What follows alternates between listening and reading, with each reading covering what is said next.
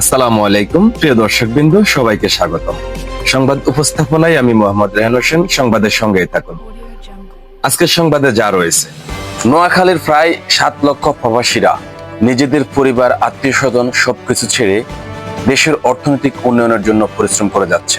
মাথার ঘাম পায়ে ফেলে তারা নোয়াখালীর মান দেশের সেরা পর্যায়ে নিয়েছে। নোয়াখালীর প্রবাসীরা বিভিন্ন দেশে বসবাস করেন এবং বাংলাদেশের অর্থনীতিতে গুরুত্বপূর্ণ অবদান রাখছেন। তারা মূলত মধ্যপ্রাচ্যের দেশগুলোতে এবং মালয়েশিয়া, ইউরোপ ও উত্তর অঞ্চল আমেরিকায় বসবাস করেন। বিদেশে যাওয়ার প্রবণতা নোয়াখালী জেলা থেকে বিপুল সংখ্যক মানুষ কাজের সন্ধানে বিদেশে যান। বিদেশ গমনের ক্ষেত্রে এটি দেশের শীর্ষস্থানীয় জেলাগুলোর মধ্যে অন্যতম। তারা দেশের প্রচুর পরিমাণে রেমিটেন্স পাঠান, যা নোয়াখালী স্থানীয় অর্থনীতি এবং সামগ্রিকভাবে বাংলাদেশের জাতীয় অর্থনীতিতে গুরুত্বপূর্ণ ভূমিকা রাখে। প্রবাসীরা প্রায়শই বিভিন্ন দেশে নিজেদের মধ্যে সংগঠন তৈরি করেছেন। সাম্প্রতিক সময়ে তারা নোয়াখালীকে বিভাগ ঘোষণার দাবিতে মালদ্বীপ, সৌদি আরব, ইতালি এবং যুক্তরাষ্ট্রে স্মারকলিপি প্রদান ও আলোচনা সভা করেছেন।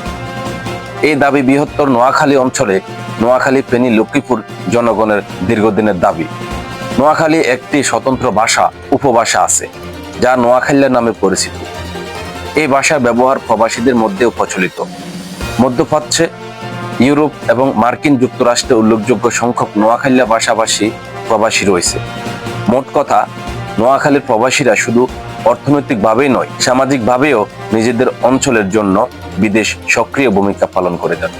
এতক্ষণ শেফালি টিভির সঙ্গে থাকার জন্য ধন্যবাদ। আসসালামু আলাইকুম।